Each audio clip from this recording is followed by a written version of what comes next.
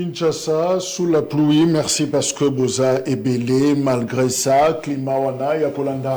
Grand forum sous Perfect Télévision, 22 février 2023. Topesi Minombote na 24 communes nyonso ya capitale ya République démocratique du Congo, mais aussi bande konabiso ya Brazzaville, Topesi Bango, Mbote, Bao Baza, Kolanda Biso et partout ailleurs. Merci parce que vous êtes là. Quelques informations, actualité, Yamboka, oui, Toko décortiquer Ango et Longo n'a pas invité Nabiso. C'est vrai que certains Bazalanzela sous la pluie, Baza ko région de Biso Awa, Danou Kefula, Asia Komele Biso, Danou Kefula, analyste. Danou Mbote. Mbote ndeko Jacques Kalonji, Mbote na bakongomani banso. Bisika bazali kolanda biso, merci. Je te félicite en tant que journaliste et je te félicite en tant qu'un bon journaliste parce qu'il ne faut pas voiler la face que les lona bisino surtout salam sala ya télévision, on est des journalistes mais il y a encore des bons, il y a encore les meilleurs, il y a encore les plus meilleurs. Mais tu es parmi les gens qui font un bon travail. Na musala oyo soki na lobina lukaba présentateur ya ba émission belé et na otu na kolukayo na koluka Serge Kabongo quand il était encore journaliste oyo ba ibi ko présenter ba émission. Là vraiment il faut pas voiler la face. Soki na lobina lukaba ba journaliste reporter oyo be bande ko na biso akomelanga article ya malamu na koluka Gauthier Sey na koluka Edmond Izobasi na lobi na lingi na luka ba journaliste oyo akosala nga ba tweet ya malonga wana na komona ndiko na ngai Louis France na komona Patrick Lokala je na lingi na luka ba journaliste parleur les gens qui parlent bien là au moins moi-même je fais partie mais au moins c'est na lingi na luka ba journaliste oyo bazana ba anti-valeur na koluka bandeko basala ka bosoto na politique mais moi na bosolo pe bosimbo je te félicite continue à faire ton travail comme il faut. Merci. Et là, Moussala Oyebi. Je jette également des fleurs et pas il y a doyen qui bambi Chintoua et puis Madame Pauline Kabango-Chita au Basali, une excellente émission profondeur sur Numérica Télévision. Balobeli Likamotali, journalisme, un métier passionnant. Et voilà, ce sont des émissions, c'est des Toyoka, ces gens-là continuent à nous inspirer. Negedano, Aouti Koloba Awa, ce sont des modèles, des icônes d'ailleurs. Alors, Toza, toujours l'intérêt, Barobaza Lokola, Potro, Namusala Oyo, Koyoka Kabango, et Zosala Bisope Malam, pour améliorer, parce que finalement, société congolaise est comique aux Zinda, Malembe, Tozo, qui est de la vitesse. Alors, tout ça, là, très attention pour nous sauver ce qui a sauvé Nakatia, espace Nabiso. Donc, que chacun de nous aille bako zonga na bon sentiment. Na lingina fungola justement parenthèse, wana vana pesa maloba et pas ina danou, que foula, ça fait très mal. La société congolaise, les lots, n'a évité ce tomber en balkanisation morale, balkanisation civique.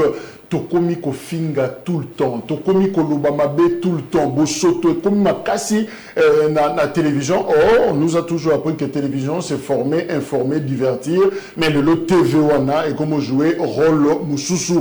Et même dans la société, les acteurs sociaux, autres côté la motema, qui bazolu qui sa pasteur moko, pourquoi bazolu qui ça y est pour injure publique. Est-ce qu'on peut reprocher ça à un homme de Dieu, à un ministre de culte?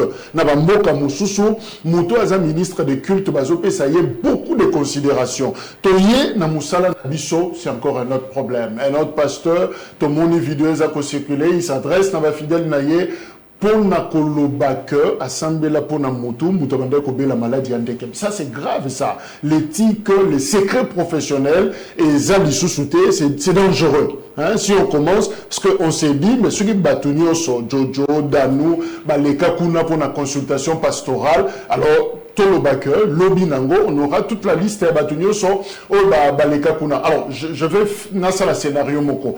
Ceux qui s'y connaissent à grand forum, to sengi na médecin on appelle si bon bote la zone d'abisso, Nadanou Kefula Tolobi, lobby. Toujours ça l'émission spéciale. Alors émission spéciale on a aussi un canal médecin nyonso ko banana muyembe tout ça bango nyonso. Ba ya na ba fiche na bango consultation médicale na TV ba no tak la biso kak. Ba fiche à mutu na mutu ba sala y consultation. Je vous dis lobby nango. Congo vous allez soutenir, nous allons tous mourir parce que secret ko bima maladie otobela ba consultation biloko toloba na ba médecin alors ce qui va le ba ko lobango la TV biso stoyoka c'est que tout le monde va pratiquement disparaître alors ce qui va médecin va tenir na serment na bango Hippocrate va ko tenir na ba secret professionnel mais a fortiori ba pasteur. Si on peut dire ça, au délivré qui moutou, au lobby secret wana, je crois que ça choque, et ça vraiment que choqué, nambo kanabiso, moutou azali sous référence à zate, modèle les ali sous souté, to komi ko blaguer na morale, to komi pe ça exemple ma bé, tout le monde n'a pas téléphone, a komi tel ba bêtise na kata téléphone, alors on se dit société congolaise, au-delà de la balkanisation, nous avons une société malade que nous devons sauver. Même le petit nombre, batikali, le reste là, et c'est il va sauver la société parce que na lobaki na de comme même en rigolant ceux qui te le but parce que va minga le bango tote kamboka to kabolambongo mais je me dis mutu a ko somba Congo boye ba que 2 jours a koya to zong selembongo parce que façon ko coûter la Congo et que ça a même pas par où commencer a non to kabola ta perte bozong selanga 50% et puis na zong seleno Congo na bino bo continuer nango parce que le Congo est vraiment malade. Voilà parenthèse au oui dans nos kefula na dinga ina mikanani koloba parce que nga na bande koleka na baitandike na zolo bato komesana na bande koloba ngo en 20 to comme mesale na banti valende ko Jacques le mal reste mal. Vous avez essayé de parler avec de bonnes manières ngana okenango na olobelo moko soki biso batabazo batozolo babata mayele ba comprendre alors mais soki batamayele ba oloba biso bazo bato comprendre te banani ba bazoba biso batabazo batozolo babata mayele ba comprendre makambo tolo mais batamayele ba oloba biso bazo bato comprendre makambo alo bate banani ba bazoba et ngol bande ko Jacques et j'ai compris aujourd'hui que il faut le dire faut pas cacher pasteur Mukuna n'est pas un pasteur il n'est pas un pasteur pasteur Mukuna kwena piège ya Pérou et Pérou alekisi ke maila ina Mukuna ya komiki ngasani Mukuna za zando akokate distance ya musika Pérou alobeli Mukuna na plateau ya Pérou mais Mukuna répondre Pérou l'église ya Nzambi et puis c'est ça Mukuna te Mukuna fala luka na émission ya Jacques aye à répondre Pérou mais pas l'église ya Nzambi ndeko Jacques zwali kamona Satan Nzamba ko sala intervention mais ko zwali kamona Nzambe toko kimila wapi ça c'est l'église et ba signe l'église que Mukuna za vrai pasteur te les amis balé premier signe il y a qu'on répondre Pierrot l'église ya Nzambe là c'est vrai deuxième ezali il y a kobi misaba seko biso na catholique to benga ngon tubela neti sango kyoko tubela masumu ndeke ngana bimakana mwasi ya Jacques et pasteur sango alobe yango ezalaka te soki Pierrot abelaki onga dami soki nazaka na maladi ya maba oya olobango pe et bon son dami nazaka maladi musu ya secret c'est pour te dire un pasteur azoloba c'est déjà connu ba deux soyez tipo ebela tipo bakanga ndo ki ba 3 jours est-ce que c'est important d'abord zoloba ngona et puis en plus de ça na condamner Mukuna na condamner pe bandimi ya seka et bazo produit bato biso bacha et bazo kamo mais quand la nena lobeli Pierrot Pazaki Mundine lobi pas ko lobeli chacun son dossier chacun son tout c'est pour te dire que le mal reste mal et bande kona biso engala zone lelo konga bande bana debi que konga kangami na dedemo ba politicien ba passer parce que ba passer pe balimba comme na beige ba passer pe balimba comme neti batuyo so neti basta ya ngopela ko bomi biso msala bisa un autre pasteur qui va tweeter à l'obi na muninga na ye kolata ba bilamba ba robo zolata ça sert à rien tout ça mais on s'est dit bino nous sur adresse moko pourquoi okozela o tweeter o sala yango na Facebook pour o reprocher tenir muninga on est comme ngai so mutu ka kindo luka ina na kuyebisa biloko zolata wana biloko zolo ba wana eza normalité mais pourquoi les autres choisir ba méthode wana je crois qu'on prendra rendez-vous il faut tout ça mission mon rapport to robin appel groupe ba médecin lobby to yamba ba et mabale kufa hein mabale kufa tika les pasteurs l'ont fait les médecins babimisa ba secret nous sur la consultation médicale ba remise on la TV Jacques Tika baba le goya kufa ba on to mbagi danou en mois de janvier alors ba na docteur Boye ba sala ki ye makila na ebimisa ki 2 plus et bimisa ki on va tout dire ici Tika yango le que bomi na biso ba avocat bazakana ba problème ba le barate ba médecin bazakana ba problème biso ba journaliste ya biso mo c'est toi ba problème tozo fini finkala mboke kufi Nini Mitterrand zanabiso elongo Kabila forever ndeko Mitterrand mbote mbote Kulutu Jacques na pesi mbote pa ba co-débatteur na ngai et na pesi mbote na ba victime so bazali ko souffrir parce que actuellement passe na motema biso ba congolais to mesana ko sepela et le Western sera biso dans la football mais on doit comprendre que tous allez les sous na SNGT tous allez battre opposition tous allez battre il y a la majorité battre majorité et le Western sera biso et za la randembo les lo lina foot et katana va préférer couper ça $100,000 à un individu. Bon, on pouvait faire beaucoup de choses avec cet argent pendant que les gens bateau ba buki bandaku bazani même bisika kolala ba ozanga même na ba mai mais vu la pression tellement il dépasse ba message na pression ba message na rebuka biloko batou c'est de même façon ba côté ça esprit na kati ya mutu au moins des personnes ba nisimbo je te dis actuellement ils ont préféré football na biso ekufa depuis bango ba so pouvoir ba to chilengelu to tikali ko to titre de moroté yango to comprendre yango ni kolona zo benga chilombo en fait tous kanisa to pesa ye prix Nobel ya ba promesse parce que nous sommes au bela biso et on motika ko sala maté na ministère ya sport je vous dis actuellement il y a des choses qui se passent là et ça catastrophique il me ko Jacques donc pour vous dire quoi les lobbies sont va congolais to sur sengote lina foot katani au lieu parce que le léopard na biso ba beta match na Lubumbashi mais j'aurais appris ba délocaliser ngo pour ba kenango na Cameroun tu comprends que l'IDPS bazande ba tribaliste régime na bango Chilengelu parce que je ne sais pas qu'est-ce qui empêche que ba léopard na biso ba mettre na stade ya Mazembe et comme ça va nini parce que on a Kinshasa ba Mazembe baza na Lubumbashi ba vita baza na Lubumbashi ba Congolais baza ba Rwandais baza ba Camerounais mais pourquoi vous pouvez biso sentiment automessana malgré ba rotika biso na pasi malgré ba biso mon aram mais regardez comment est-ce que ba privé biso comme on a ba joueur na biso ko sepela na ndembo donc passe na motema ndeko Jacques to comprendre que Chilengelu et ko sunga biso te $100,000 na biso et que kaka boye to comprendre ça clique à ba couleur au baza même awa na kati ya Congo donc ils sont bien planifiés pour na ko $100,000 au to ko sala mambo belé merci assainissement na vie pour de Kinshasa mais avec ces $100,000 on peut faire beaucoup de choses avec tous les dossiers justement la côte na réflexion tout ça qui na parenthèse à début awa. Mais est-ce qu'on peut dire que tout ça c'est Kabila aussi parce que Alovaki je n'ai pas su transformer l'homme congolais parmi ma grande défi à Kabila Yemoko mi évalué qui a le bin en article que ça à côté. Est-ce qu'on peut dire que Kabila nous a laissé un homme congolais malade, un homme congolais déformé, ce qui produit, ce qui est ça pour ces produits les lots dans la société na biso. En tout cas dépravation comme Makasi. Kulutu Jacques naroka mamboto belawa ça me fait très mal. Ou là-bas pasteur. Mais je pense que dans chaque chose, oui, dans chaque chose, ce qui prime, c'est d'abord la conscience. Être universitaire, soit faire le campus, ne te fait pas être inconscient. Ok? Donc vous allez comprendre aujourd'hui que Bissoba Congolais, tu as une immoralité. Tu as une immoralité. Tu as perdre la valeur éthique, même il y a Bissoba Bantou. Au moment où tu as église, arrêtez pas mon cousin, il peut être les bandes, mais il va être beaucoup. Parce que pas je là. Donc, pour vous dire quoi, si Kabila avait dit qu'il n'y avait pas de bonnes personnes, il n'y avait pas 15 personnes, il n'a pas pu changer l'homme congolais.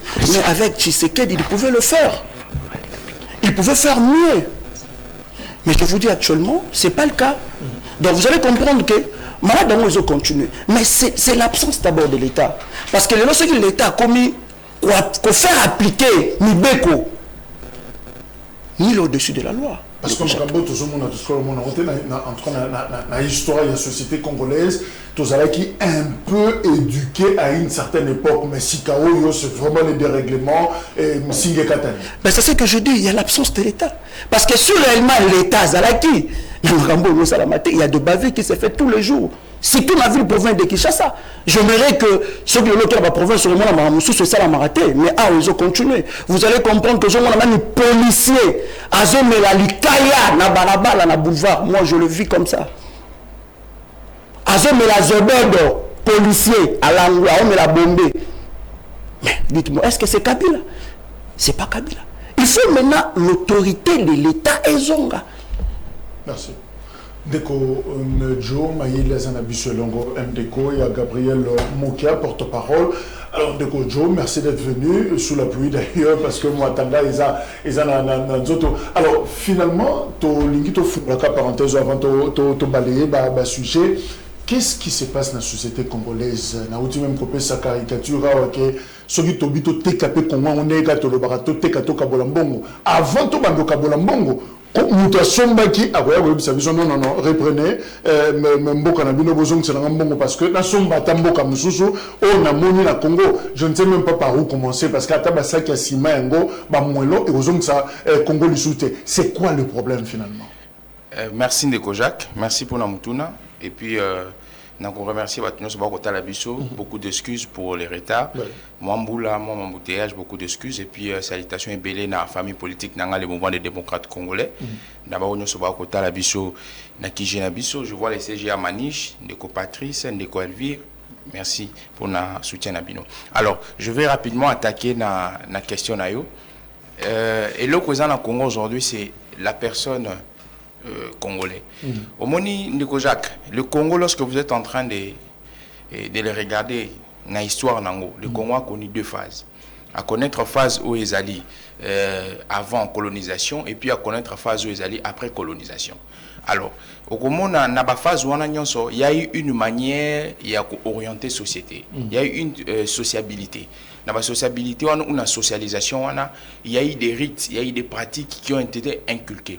Vous allez comprendre que l'homme congolais avant l'indépendance est différent de l'homme congolais après l'indépendance. Pourquoi avant l'indépendance? Avant l'indépendance, il y a eu une sorte, il y a mesure où il y a orienté société et pas mondélé. Oui, c'est là qu'on a rendu l'homme congolais une personne subalterne. On a rendu l'homme congolais une personne incapable, limitée à certaines choses. On l'a limité à certaines choses primaires. Alors, il a fallu transiter dans les choses primaires pour aller dans les choses où ils allaient supérieures, les choses responsables. Cette transition n'a pas été faite. Vous allez comprendre que 1950, il y a 1950, il y a eu des gens qui ont proposé que l'indépendance du Congo et il y a après 30 ans, il y a eu un plan qui a été fait. Mais certaines personnes, comme les Lumumba, les Kasavubu, qui ont voulu que l'indépendance du Congo soit une indépendance spontanée. Alors, tant une indépendance spontanée, il fallait acculturer d'abord l'homme congolais au rite de la société. L'homme congolais qui a acculturé. Alors, transition, il y a brutalement. Tant qu'il y a brutalement, l'homme congolais est venu au sein des institutions. Tant qu'il est au sein des institutions, il était comme un adolescent jeté dans la rivière. Alors, la pratique, il y a eu Makambo Ebele, il y a eu des responsabilités, il y a eu des bavures, parce que la maturation de l'homme congolais n'a pas été faite. Alors, la deuxième des choses, c'est quoi? La deuxième des choses, c'est que nous sommes en train de faire un mimétisme. Le mimétisme, nous faisons du copie-coller de l'Occident en Afrique. Copie-coller au monde que dans tous les domaines, aujourd'hui presque dans tous les domaines, il y a vie sociétale congolaise, il y a du mimétisme. Dans la mode, dans la musique, dans les cultures. Et tant que ça, mimétisme, il y a une rupture entre le traditionnalisme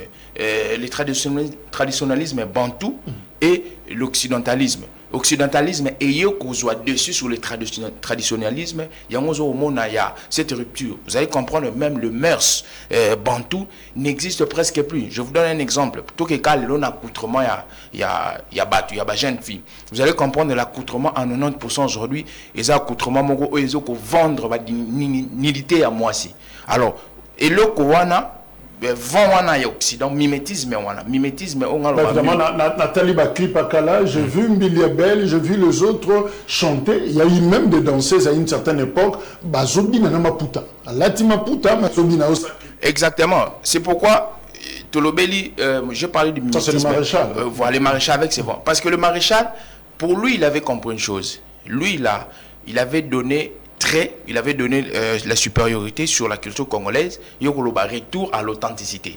Donc il a compris que modernité ça m'a bêté, mais il faudrait garder les bases et le soubassement. Ce que l'élo Tout dans le cadre, il y a renversement mes anines. On est trop extérieur. Alors, on fait quoi? To baby, oui. Ça, il faut le dire clairement. En tout cas, to baby. Et comme les malheurs ne viennent jamais seuls, c'est les nouvelles technologies, mais les réseaux sociaux, il y a vraiment, et Boukinda, solo, on fait quoi finalement? Alors, dans la place où on fait quoi? Il faudrait maintenant que tous les acteurs sociaux, acteurs sociaux de notre Ivraka, dans la société, parce que dans cette sphère des choses, on voit une seule approche, l'approche éducationnelle. Il faudrait ni groupe social il y a liboso, ou la famille, et ils ont un musala nango. Tu as une famille, tu as une église, l'église il faut passer à la musala nango. Au long de l'église, aucune institution éducative, ou université, institution supérieure, il faut passer à Moussalon. Après, tu es un acteur social, il y a Souka, l'État, ou un acteur social, ou un qui régorge la structuration en Agnon, il faut ça à Moussalon. Donc, quand il y a un travail qui est fait séquentiellement, qu'on a un acteur social, qu'on a une famille, ou une église, ou une institution éducative à caractère théorique, au moins c'est là que le travail sera fait parce que l'État c'est une méga structure où ils ont englobé les acteurs sociaux en agence. L'État peut donner une orientation, mais pour que cette orientation soit applicable d'une manière effective, il faudrait que les acteurs sociaux en agence s'accommoder dans la politique et puis appliquer en haut. Mais c'est ça que nous sommes en train de voir en tout cas des voilà, c'était une parenthèse au Fungoli parce que ça part d'un constat. Société congolaise est très malade et secteur mon côté Esaïa Kobumbama et Tomoni, tu as eu quelques exemples où un pasteur s'autorise, il y a comme un secret professionnel, à Bimissi, un secret, il y a délivrance, il y a cure d'âme. Alors ça, c'est très dangereux quand tu dis que Sambela Ipo na Mutaza Liboma, Ozobe Tevatuli Solo, Bazako Seka, Bazako Salaboé. Alors ça, ils ont vraiment pas si. Alors on s'est posé la question, si on acceptait, le médecin Bayen à plateau, Babini s'appelle un secret médical, il y a sur la consultation, tout ça là, et pas na bango, ni les pasteurs, ni les politiques, moutou mon côté, à cause de la épargner, mais là, ça serait une honte totale, et bison Strozinda, na mabele, osa, acteur social, que ça là, moninga no reproche na Twitter, que ça là, reproche na Facebook, que l'amba on a la tesa malamouté, que Aza pasteur, to joan les amat, non, ça ne peut pas se faire, tout se respecter, benga outou, pesaï reproche na yo, et que ça malamou. Donc, on s'est vraiment rendu compte que dépravation et Kotimakasi meurt Césaire Kobeba, Nambo Kanabiso, mais ce qui a sauvé, on va quand même sauver avec le peu où Etikali, Tomekako rappeler que non, Mboke Kendaraboité, Atato Teki Yango, Moutarosomba Rosalate, parce que et Baby Makasi, Congo, dépravation de mœurs et Koti, et la politique, et la société Mobimba, Nyonso, Eza, Iakobeba, voilà tout kangi, parenthèse, Joana, très rapidement. Coopération militaire, République démocratique du Congo, SADC, oui, et bandit déjà, parce que Totindi, général de brigade Jérôme Chiko Chitambwe, Ouazali, sous-chef d'état-major, il y a FRDC, en charge, il y a opération, et renseignement, il y a outil de mission. A outi kota la pays nyo so ya SADC pour na ko solo la na bango na wetali coopération militaire na République démocratique du Congo na bozongi na yena mission wana sa l'interview na presse militaire a lobby la guerre contre le Rwanda, nous allons l'emporter. Tous ces territoires conquis par le Rwanda et le M23 seront repris sans aucune forme de négociation. Dekodanou, est-ce que vous croyez na général de brigade? D'abord, je profite également pour na que information ont circulé qui Kangaki, général Chiko, Chitambwe, Tieye Menot, Nassima, Naye, Tiawa. Non, ils en général, c'est vrai qu'il y avait un petit problème dans le front, suspension, mais visiblement, c'est comme si Azongel Moussala Naye, Azo Salango, parce que à outil, dans le cadre, il y a diplomatie militaire. Jacques, na Bosolo Pepo Simbo, Ningana Lubaka, moi je réfléchis avec ma tête, ça n'engage que moi. Ndeko Jacques. Naibité régime oyo ndiko nangaza ko représenter awa omona ko tsama yele na epele paluka a défendre tele o mo ba ko défendre régime babona ni régime bisengo na bisengo régime ba raté ndiko Jacques tozana EAC biso toloba wa biso nyonso peuple nyonso tolunga na EAC za espérance na wali boso bayo mekepa na biso bayo kabiso lelo bandeko na biso balingi balongwa lisusu na EAC mais bauti kokende réunion bakei na kati ya EAC EAC PCM 23 til le 30 il faut balongwa mais batindi lisusu négociation tokende ko négocier na SADC maintenant la mituni question soki bandeko ya SADC na bandeko ya EAC SADC pas une expérience à Congo parce que c'était là en 98 yo kandeko Jacques bandeko ya SADC pas une expérience bandeko ya EAC pas une expérience mais bandeko ya EAC basololi bakomi balingi bapesa biso mbalo c'est pour te dire bapesa biso résultat bakoyoka lisusu ke toke na SADC bamona biso pays parce qu'il faut pas oublier que bandeko ya EAC bango nde bazali parmi bandeko bazali kolukela biso ba problème ya est bagrese babatami na sima M23 bazotindika bazotiakala mutu akeyaka problème apesaka solution te mais siko soki bacomprendre que RDC elingeki na SADC alors omoni ke ndeko Jacques elekisi ke bandeko ya union sacrée e basala makambo na bango bayo ayebaka te mais na bango eza ko permettre na biso topesa bango deuxième mandat parce que soki bayebaki que réellement SADC nezaki meilleur il fallait pas que la SADC ba moko ezali bazalaki kotatoni eloko esalaki baumba ezalaki soni ya komona keloko la biso tozalaki na SADC liboso pa Kabila soki bango bakei ekosala soni balandi Kabila mais bazobosana te ke nyonso bango baosala baolanda Kabila basalaka kopie kole ya Kabila mageke na reta basalaka yango voilà tous ont raisonné parce que c'est inadmissible même moi si j'étais à la place il y a bandeko EAC mbalamona otika parce que comment biso to yeto pesa bino aide biso to lingi to pesa bino solution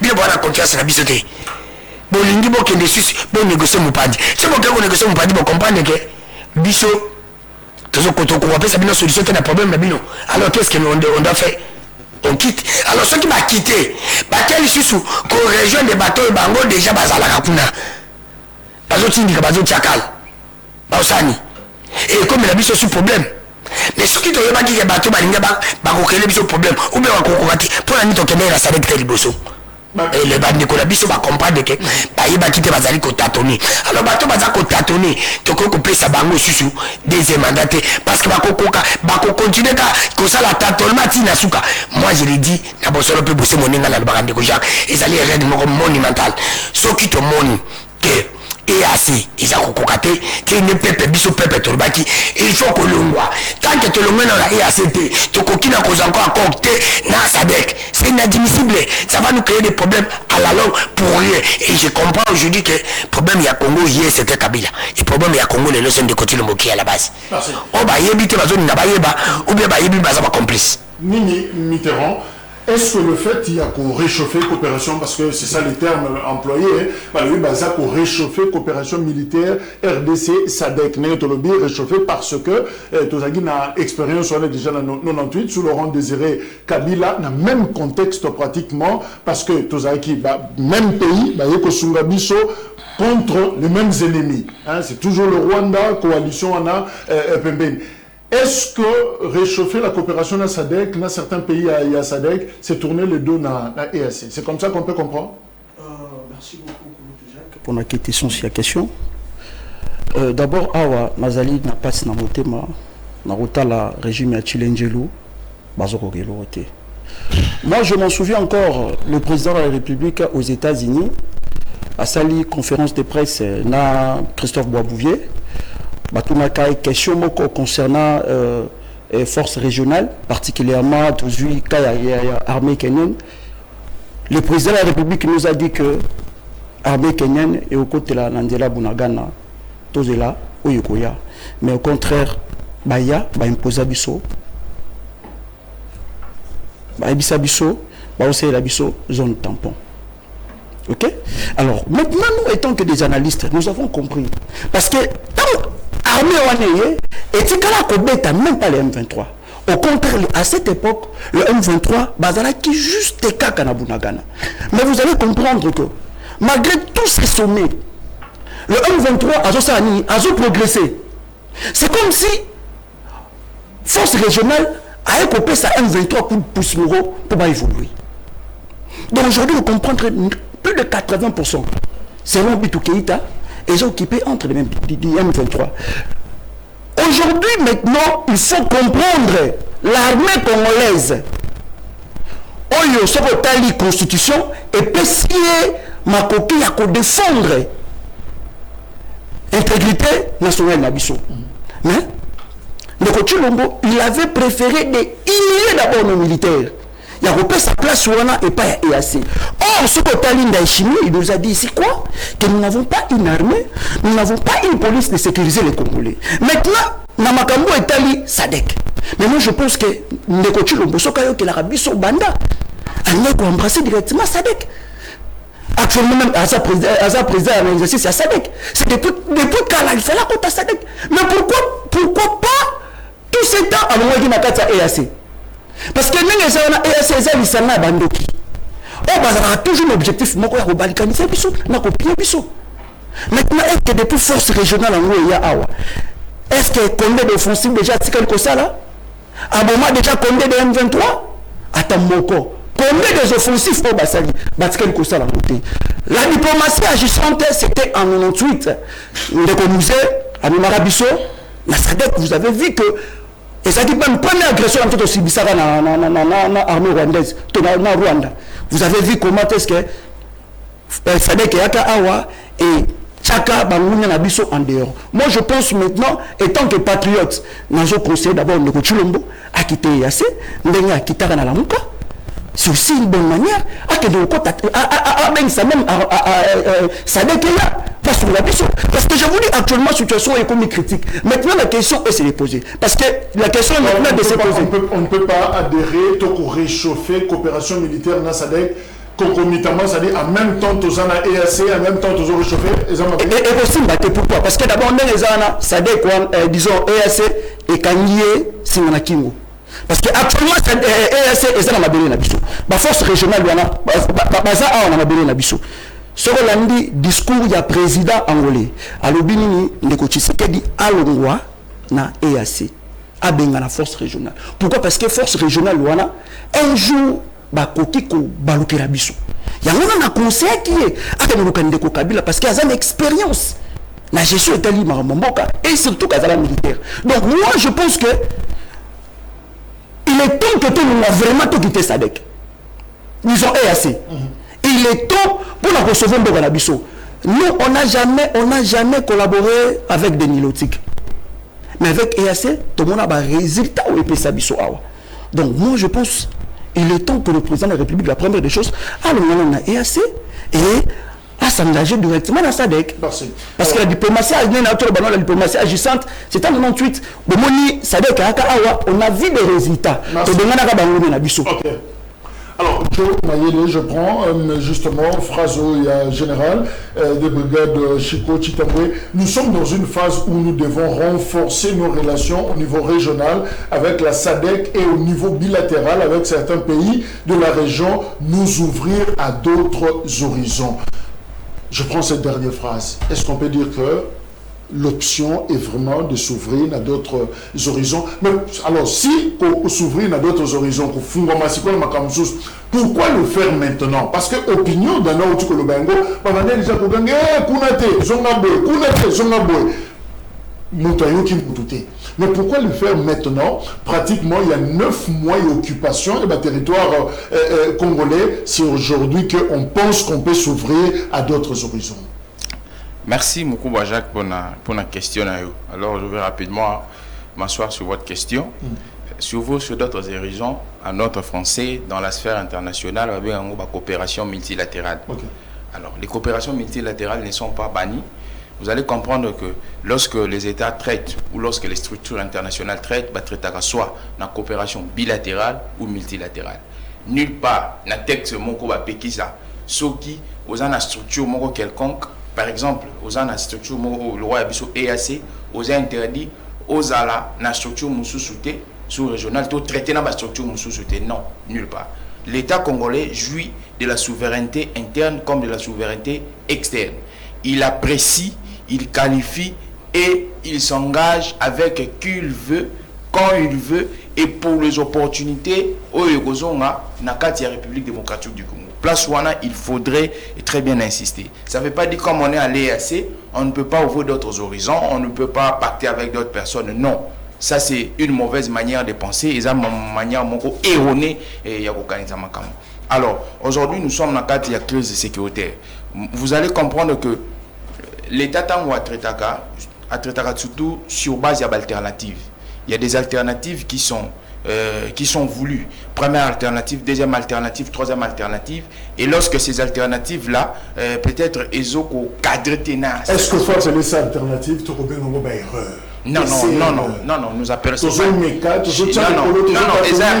Et ça coûte ce que ça coûte dans la République en termes de moyens, en termes de quantité à 100. Vous allez comprendre pourquoi le Congo agit de la sorte.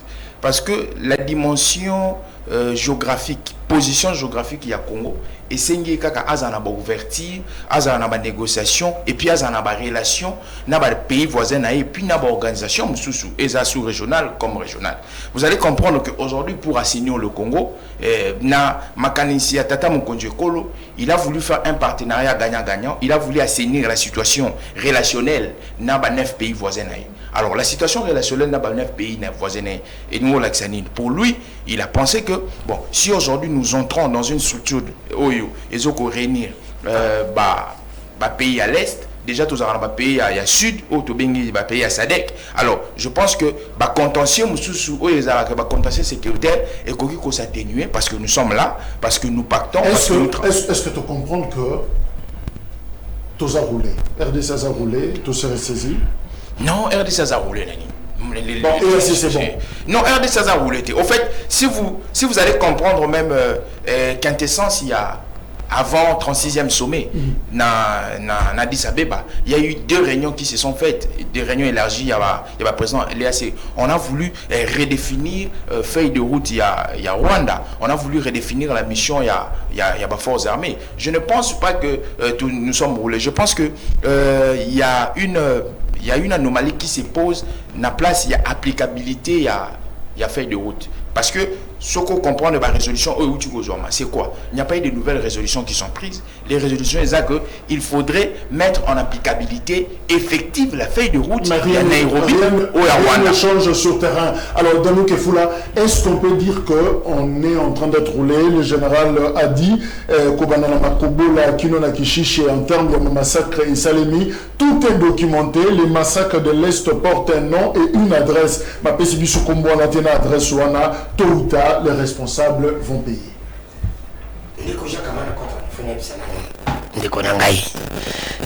En français, les gens qui n'ont pas les mêmes idées ne peuvent pas marcher ensemble.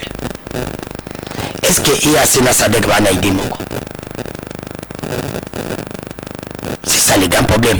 Ce qui n'est pas interdit et permis.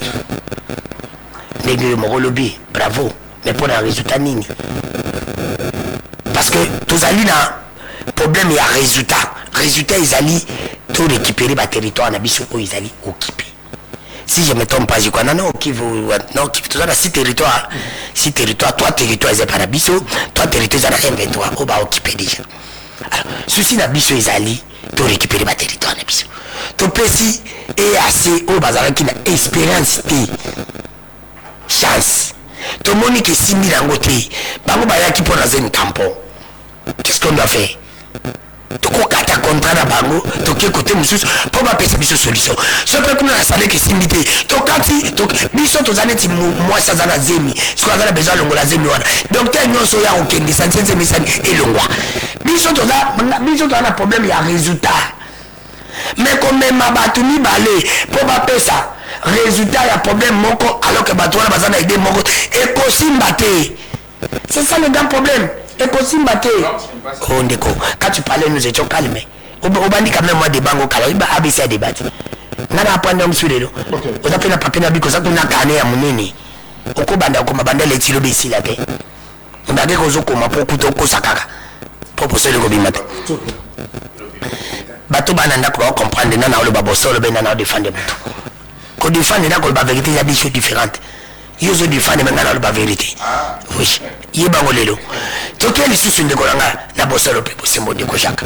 Parce que souci à Congolais, même bandeko balobi ke bandeko balingaka Congo te bandeko ya opposition po bato balingaka Congo ka bato bazali na pouvoir et Kabila bazali na pouvoir ba balbo Kabila alingaka Congo te mais ba olelo comme ba olingaka Congo ko leka bandeko ba na opposition et ba bazali na opposition bando lingandi Congo on est contradictoire des gens bandeko ya nyosaka c'est pour te dire que ndeko Jacques pour moi ndeko dano kefula il faut tout bima et assez quand bisa bango clair et net que non biso to tatanda ke bino boya opesa biso solution problème tozana opesi biso te to me kalisusu bato mususu me kolinga nene ndeko alobi selo ye ko sangisa basangisa kanyoso te jamais osobola basangisa badesu na ngai eza bilo musu basangisa te esimba te to pesi ba chance parce qu'il kokite tozo bato mususu parce qu'il ne faut pas oublier que EAC déjà azana kati na biso et EAC muto azana na sima M23 soki to kenango na ndelo to linto kende to créer problème biso moko c'est pour te dire que tata moko diko na ba occasion ku to bikende ko tilo bazo raté occasion aux ala grand na ba occasion ku te uti aux ala awa ya makaso Israël a sauté na omba bango longa na EAC na ba rego to salimawa pas se saisir na ngote nous quittons parce que bino bon respecter ba compte. Alors, mais si on le colle, tout de suite on continue déjà, na Katiwana. Mais ce qui réellement, qui est au pays na Sadek, c'est favorable. On a conduit ma Sadek, pourquoi? Parce que Sadek, dans ton monde qui résultat à Sadek. Mais AEAC, dans notre monde en gros, c'est pour cela, il faut que l'on voit. Et assez. Ce qui ne continue pas à peuple. Heureusement, comment tu appelles un président à peuple? Tu ne peux pas m'acabaram, à Yokabisote.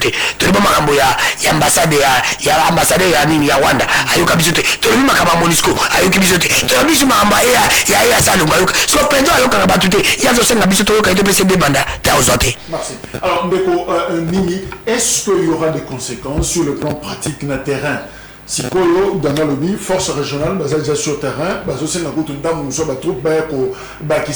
en réchauffant coopération militaire na SADC, ce que nous attendons, na SADC, c'est l'expérience 98. Est-ce que l'expérience 98, c'est-à-dire SADC, a y na terrain? Avoir deux organisations régionales, y na terrain, moko na République démocratique du Congo. Est-ce que mon quoi qu'on dit ma cotika terrain abandonné opération Bandaki to ba continuer pour travailler est-ce que pour M23 seulement na Rwanda Mboka Moko rébellion mouvement terroriste Moko ba qui nous deux organisations il y a Afrique kaka ko ba ko bundisa et donc on a est-ce que ça sera facile pour la RDC? Merci beaucoup Jacques. Je me souviens encore le président de la République une fois il a dit que tozana ba soda au bazana bravoure.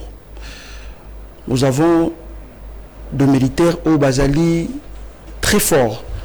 Je m'en souviens encore, le président de la République nous a dit que j'ai hérité une armée structurée, puissante et disciplinée. On est à chaque fois, tout kindara rokota naba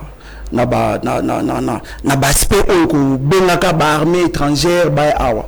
Mais moi je pense que Ndeko Jacques, notre armée là, il faut seulement qu'on ait un moyen significatif. Il faut vraiment qu'on mette qu'on ait un soldat, un militaire, dans des conditions parce que les généraux ont très bien.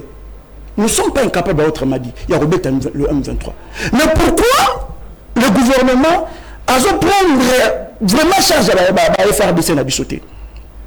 Pourquoi ils ont pris ça dans valeur? Mais là encore, c'est comme si tu as un premier belé. Matériel, faut ressembler à des bassa moussala. Tant que ressemble à des bibundeli, à monsieur sombi. Après non, armée la chose infiltrée. Il faut nettoyer l'infiltration. Et si là, finalement rien n'est prêt, l'eau comme il y a reçu les yeux mandatés. Mais où tu le bangoua Ndeko Jacques? Le président de la République aux États-Unis, il a parlé de la bravoure. Il y a faire des scénarios. Mais pourquoi pas leur doter de moyens? Biso temps on te dit beaucoup. Tu as sommes à minute quitter. Mais tu as dit la minute. Tu as M23, tu as la flèche. Preuve à l'homme on a des choses à la complet. Ça a été recabonaté. Mais le grande partie, tout, non, est la biche est occupé, trois territoires déjà occupés actuellement par les M23. Mais pourquoi pas doter nos militaires suffisamment de moyens? Au lieu, la question à vous. Au lieu pour continuer compléter la EAC. Est-ce que depuis EAC et Yawa, quels sont les résultats aujourd'hui? Non, il faut poser une question. Il faut poser aux questions. Qu'avez-vous fait en 2013 pour Bolonga M23? Où est Kabila pour nous vendre sa formule, nous vendre son secret? Kouloutou Jacques, je pense que le président Ngola Outolobango. Kabila Azaka Awara Kinga Musikate. Kabila Musikate, pas de Lukaye. L'opération pour Moron, je me dis, non, ça est bien. Hier, c'est la Lukaye. Mais ça m'a bêté. Tout ça, qui était Congo qui Kabila, aujourd'hui qui n'a qu'à dire Congo qui mais Jacques, tant que vous devez comprendre la compétence sur Moutouana, chef armé, s'il vous plaît, compétence par rapport à l'expérience. Il a battu, tu bête à la M23. Même lui-même, le président de la République, a reconnaîtra mon haïté. Il est mon prédécesseur, a bêté le M23. Le président a autre chose à la discours, a conseillé pour le président de la République. Tant que Malongoli dit son embargo, tout ce qui mais pourquoi ils sont battus? Bon, ça veut dire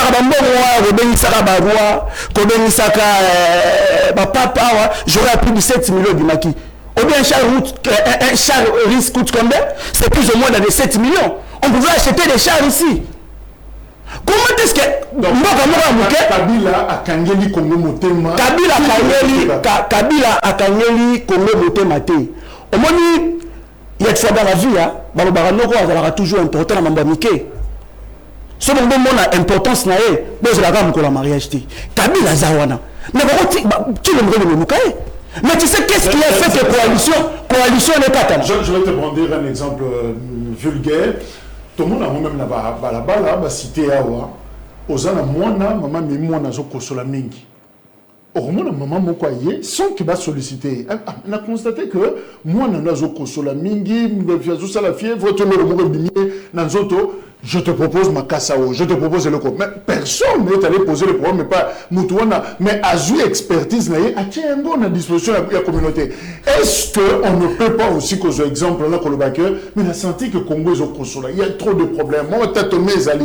Nga Kabila na longa, Moutouazo Mounisabino, en 2013, voilà, formule Nanga. Ndeko Jacques, na même exemple, on a repéré ça, pour répondre à yo, Bagendando ou médecin. Ok? S'il vous plaît, patient médecin. Kabila a un secret. Mais le problème c'est quoi? Les gens ne veulent pas, c'est des gens qui vont ensemble réfléchir pour le Congo. Et Zaraka entourage à président de la République.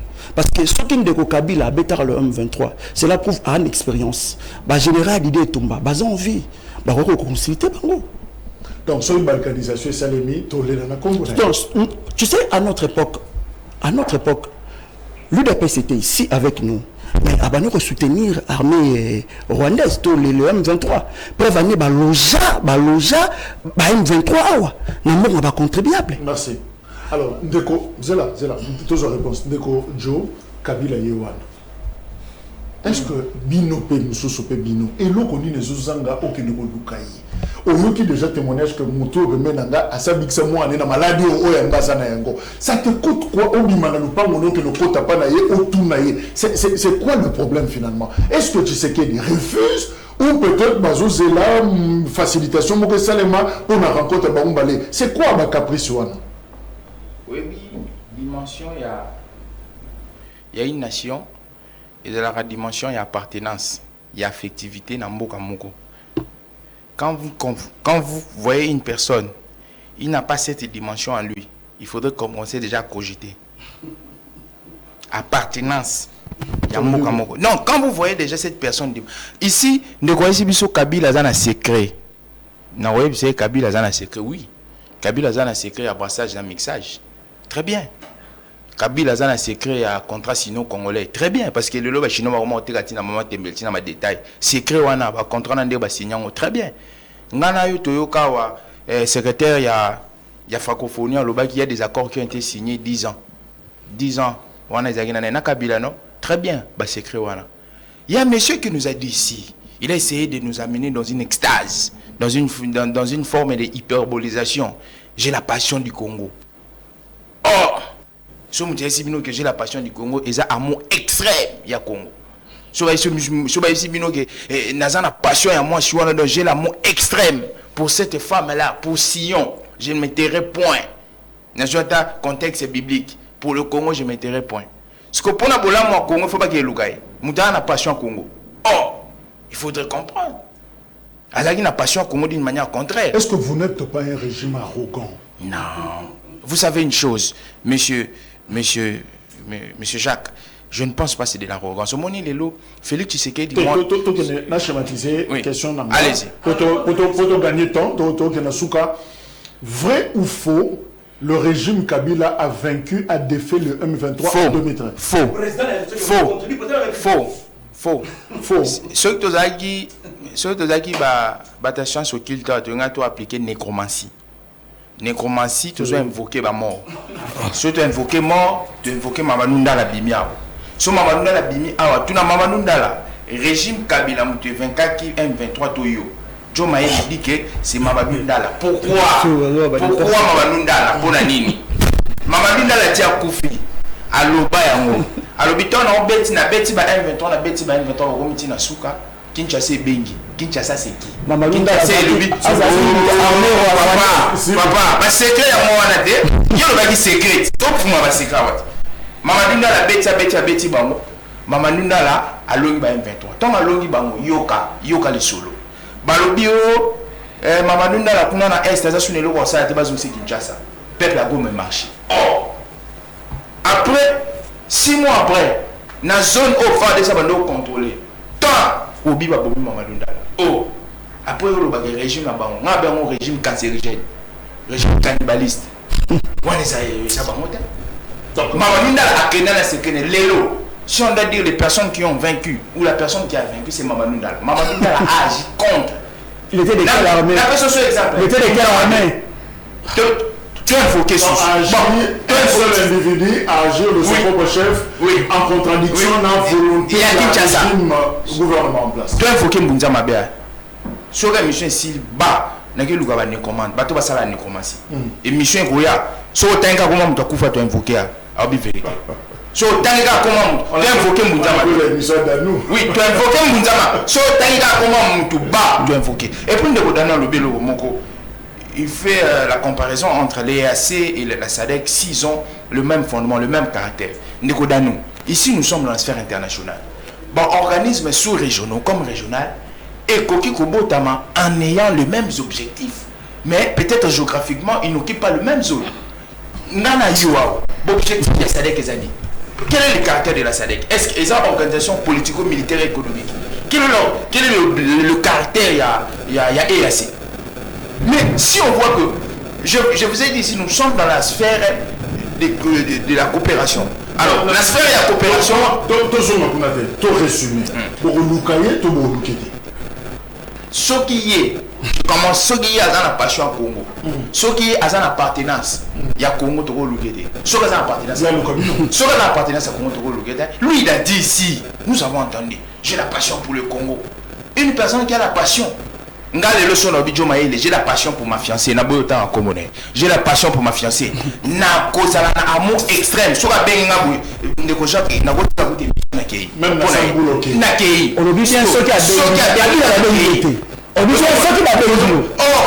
lui, il est en train de voir une situation qui s'empire. Selon Bango, il aurait une solution. Selon Bango, il aurait, je mets au conditionnel, il aurait des voies de sortie. Mais ce qui nous je vous dis, ici, on est en train de blaguer avec le Congo. Merci. Au moins, niveau Tolobara, appartenance. Aujourd'hui, moi, je suis Moussakata par mon père, je suis Manyanga par ma mère. Donc, les leçons Congo n'a pas si. Je suis touché parce que sociologiquement et anthropologiquement, j'ai des liens avec le Congo. Merci. Parce que l'UDPS n'était pas là.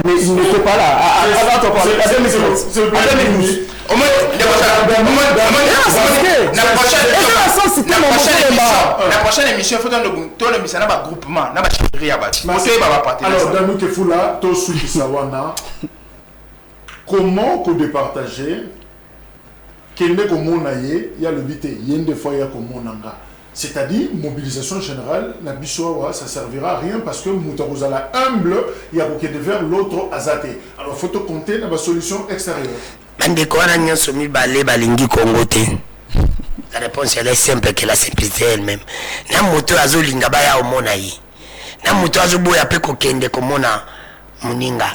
aye paza lolendo baonyo somi bale bande moko yango na lobapi Kabila nande ko Chilombo bazandenge moko tala omoni bandeko balobi sikomoni nga grandeur na ngana ba émission débat mkaolo bana fanda ka calme pona yuka pona za mwana bana bango Kabila kendeki na Sadek bango ba okina EAC soki Kabila azaki solution na Sadek à l'époque Kabila na ti Kabila baonyo so na papa na mona lelo beto kei na EAC to anti guillemets to ji solution ozomona tek ba solution ane kozala temporaire pour ya Kabila ezalaki après kei ya ba ombise to jeu kozala pe après kei pourquoi zokende c'est parce que batundi bazo ya ko salisa biso alors pour na toza kimia moko définitif il faut to zana armée ya makasi na nyonso wana kokende na EAC kokende na Sadek ezali solution temporaire pour tous la solution définitive to pesa ba soda na biso ba moyen to luka to za na armée ya biso moko ya makasi obi lelo se to récupérer ba territoire na biso ba soda na biso to za na valer obi valer o so biso mo to komi na armée ya makasi ba tu même EAC même Sadek ba bando banga il faut même pas compter il faut même pas aller na RDC so kei bango ba makasi et même nous qui sommes là to za la respecter mais kokenda kaka nsinsani ok boki ok kote ok ndeko nanga ba omona keto za faible parce que commande ko Jacques M23 récupérer ba territoire na biso bango moko mais biso pour to zo ba territoire na biso il faut to que pas bato basa biso nsinsani pour to récupérer ngo moi je pense bien j'estime que ngai ndeko dani kifula na ndeko Chilombo na ndeko Kabila bango bazali bato bakoki kopesa kimia na Congo te bango bazali dieu ba des héritiers muto ya yoki amona passe eloko te akoyeba na passe pe akopede yango te susu ane kosala ite ekendela mpona zaona nga po na facilité mais muto yo azwaka eloko na kobunda ye moko akobatela ngo jalousement ndeko Jacques na bosolo pe bosembo moi je pense que le coup là réserve de changement tala no ministre ya finance arrêtez mususu azobi malobini mbongo ya bakole ezaki suppression budget le kiote ezaki pona est tala to comme so minduki mais ndiko nanga Jacques na bosolo pe bosembo guerre bandi lelo to ngelo bakeno na tawo to zalaki beso babi Kabila tika le côté mais ministre afundi pe Kabila tika parce que minduki to bande obunda bon ba so ba ina nteza ya Kabila c'est pour Kabila va faire quelque chose pour ceux qui ba bande so minduki sikoyo kala mbonga sikoyo c'est pour bokutaki amemo ezali très bien structuré bino mo bande ko nyosa ke eboya na plateau ava boluka na boyoka ba konzila bino pe ba konzila bino le bazo yeba te bazo sabarate ezo pesa bino na plateau neti yo bendeko mayene ne belé ndeko na musakata pour la défendre ozo mona keno bango basali berek mais yo faina ndako zo luka o corriger la mutu o ya sali mais mutu amonde azo boma mboka yimoko c'est pour te dire na bosolo pe bosembo ndeko Jacques na EAC na Sadek pour ngai pour les moments importants batia ba Soudan na biso ba moyen ba kontra ba long parce que ba Soudan na biso ba connecter ba territoire na biso pe ba combattre na biso vie mobimba merci Nini tout fallait non on attend que le Kabila so ba luki est comme ça la makambu père ubakisa na mayenyo so tekulutu na baba mambu jo alobi esali ngai passe non esali ngai passe parce que soki Chilombo azo reconnaître que mon prédécesseur soki Chilombo azo loba que mon prédécesseur abeta le M23 ye ayoloba awake que Kabila beta le M23 tu sais que Joe azala na mboka ote merci Joe Mayele MDeko non ne faut pas dire ça vous à cette époque là d'abord aux alaki même pas membre de donc tu ne sais même pas qu'est-ce qui s'est passé à cette époque là lui on a qu'on soutenir le M23 Major William Maladi non c'est Major William Maladi il a dit sont des allégations Nato Bisalo Nato Balayo il y a un rapport des Nations Unies il y a un rapport des Nations Unies l'UDPS était en contact avec contact permanent avec le M23. Quel est le nom de ce rapport? Nous avons contribué à M23 Awa. Quel est le nom de ce rapport? Moi je pense que Kabila a accepté de donner nos minéraux et pas la Rwanda. Mboka oyo tikalaka ezalaka complet. To tikala bino si. Mboka na biso complet. Oyo biso M23. Oyo biso M23. Oyo biso M23. Oh là là.